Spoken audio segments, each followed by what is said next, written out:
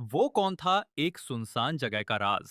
भाग एक लाश, एक रात और एक खामोशी। रात का समय था। घड़ी ने 12 बजाए थे। आसमान में बादलों ने चांद को ढक रखा था। हवा में एक ठंडी सनसनाहट थी, ऐसी जो रूह तक उतर जाए। गांव से कुछ दूर शहर के बाहर एक पुरानी फैक्ट्री थी, काल कोठरी। कभी यहाँ कामगारों का शोर हुआ करता था, पर 10 साल पहले लगी आग ने इस जगह को भूतहा बना दिया था। उस आग में 5 लोग मारे गए थे और तब से कोई वहां नहीं गया। लेकिन उस रात कोई वहां गया था। अगली सुबह पुलिस को वहीं से एक लाश मिली और उसके पास बैठा एक आदमी, खून से सना, बेहोश। जब पुलिस ने होश में आते ही उससे पूछा, तू वहां क्या कर रहा था? वो आदमी फुसफुसाया, मुझे याद नहीं, मैं वहां क्यों था। उसका नाम था राघव मेहता। राघव मेहता एक नामचीन खोजी पत्रकार था। उसने कई बड़े घोटाले उजागर किए थे, नेताओं की चालें, पुलिस के फर्जी एनकाउंटर और एक मंत्री का सेक्स स्कैंडल तक। वो सच बोलने वाला आदमी था, पर सच की तलाश ने ही उसकी जिंदगी बर्बाद कर दी। 1 साल पहले उसकी पत्नी अनन्या की मौत हुई थी, एक कार एक्सीडेंट में। लेकिन राघव के मन को हमेशा लगता था कि वो कोई हादसा नहीं था, बल्कि किसी ने उसे मारा था। लोग उसे पागल कहते थे, पर राघव के अंदर का पत्रकार अब भी सवाल पूछता था। उसी दिन से उसने शराब पकड़ ली थी और नौकरी भी हाथ से निकल गई। अब उसका दिन अखबारों की पुरानी कटिंग्स देखने में और रातें शराब की बोतल के साथ बीतती थीं। उस रात घड़ी ने 10:45 दिखाए थे। राघव खिड़की के पास बैठा पी रहा था जब फोन की घंटी बजी। पहले तो उसने सोचा कोई मजाक कर रहा होगा, लेकिन जब उसने कॉल उठाया, दूसरी तरफ सिर्फ खामोशी थी। कौन है? उसने पूछा। कुछ सेकंड बाद एक भारी ठंडी आवाज आई। राघव मेहता? हाँ। कौन बोल रहा है? तुझे अपनी बीवी की मौत का सच जानना है। कौन है तू?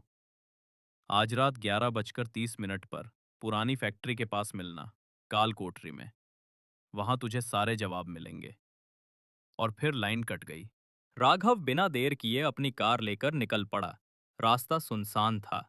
पेड़ों के बीच से हवा की सीटी जैसी आवाजें आ रही थीं, जैसे हर झोंका उसे चेतावनी दे रहा हो, मत जा।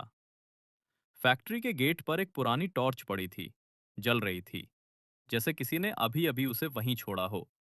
वो टॉर्च उठाकर अंदर गया। हर कदम पर जमीन चरमराती थी। अचानक एक हल्की आवाज आई, किसी चीज के घसीटे जाने की। राघव ने टॉर्च उस दिशा में फेंकी, और जो उसने देखा, उससे उसका दिल जम गया। एक लाश पड़ी थी, एक आदमी की, जिसका चेहरा आधा जला हुआ था। उसके पास एक कागज रखा था। जिसने अनन्या को मारा, वो तेरे बहुत करीब है।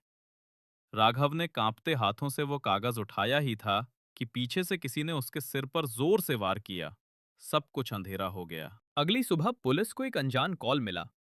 फैक्ट्री में एक लाश है। इंस्पेक्टर अरविंद शेखावत मौके पर पहुंचे। वहां वही लाश थी, और उसके पास खून से लथपथ बेहोश पड़ा राघव। ये कौन है? सर, नाम राघव मेहता है, पत्रकार विक्रम जोशी सर, राघव का पुराना साथी। राघव को जब होश आया, वो अस्पताल के कमरे में था। उसके सामने इंस्पेक्टर अरविंद बैठे थे। तो राघव जी, बताएं, वहां क्या कर रहे थे? किसी ने मुझे कॉल किया था, कहा था कि अनन्या की मौत का सच वहां मिलेगा। कौन था वो? पता नहीं। अच्छा स्क्रिप्ट लिखा है तुमने, पर कहानी का हीरो तो मर गया है, विक्रम। राघव चुप रहा। पुलिस ने सबूतों की कमी के कारण छोड़ दिया, पर अब उसके अंदर एक ही सवाल था, विक्रम वहां क्यों आया था? वो उसके पुराने ऑफिस पहुंचा। विक्रम की डेस्क अब खाली थी, लेकिन उसके कंप्यूटर से कुछ ईमेल्स मिली। एक ईमेल में लिखा था, we need to stop Raghav before he finds out, meet me at the factory. और सेंडर का नाम था AM। राघव के दिल की धड़कन थम गई। AM, अनन्या मेहता? नहीं, ये संभव नहीं। अनन्या मर चुकी है। राघव ने अपने पुराने एल्बम खोले। एक फोटो में अनन्या, विक्रम और एक तीसरा आदमी दिख रहा था, इंस्पेक्टर अरविंद शेखावत। उसके दिमाग में बिजली सी कौंधी। क्या ये तीनों एक दूसरे को जानते थे? वो अरविंद के पुराने मामलों को खंगालने लगा। एक फाइल में नाम आया, ब्लैकमेल केस 2015। और उस केस को उजागर करने वाला पत्रकार कौन था? राघव मेहता। अब तस्वीर साफ होने लगी। विक्रम, अरविंद और शायद अनन्या। तीनों किसी रहस्य में जुड़े थे, लेकिन कैसे? आखिर क्या है रहस्य इन तीनों के बीच में? इस कहानी का अगला हिस्सा जानने के लिए थोड़ा इंतजार करना पड़ेगा। तब तक वीडियो को लाइक करो, चैनल को सब्सक्राइब करो और कमेंट में बताओ अगला पार्ट कब देखना चाहोगे।